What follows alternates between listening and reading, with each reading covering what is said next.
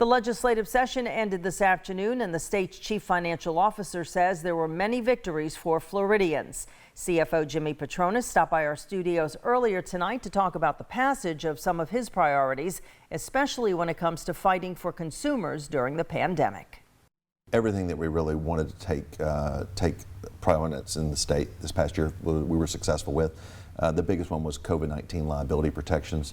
When you consider what the pandemic has done to healthcare facilities, non-for-profits, small businesses, having that peace of mind that they wouldn't be affected by a frivolous lawsuit.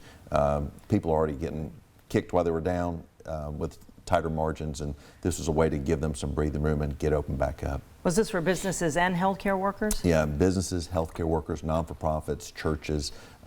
Basically, it was an umbrella, but it was not it still didn't eliminate access to the courts. If you're dealing with a reckless business and a doctor says this is how you caught it, then there's a pathway to go and take that business to court in order to find some type of restitution. What was the reasoning behind it? Just fear. 21 other states had done something along these lines.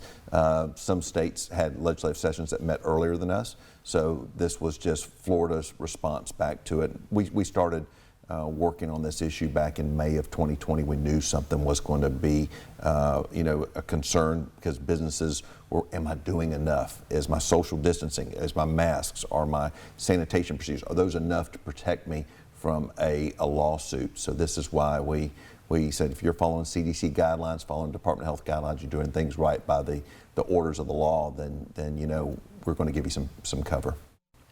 Patronis says the legislation also protects healthcare facilities, including long-term care and assisted living facilities, from frivolous lawsuits related to COVID-19.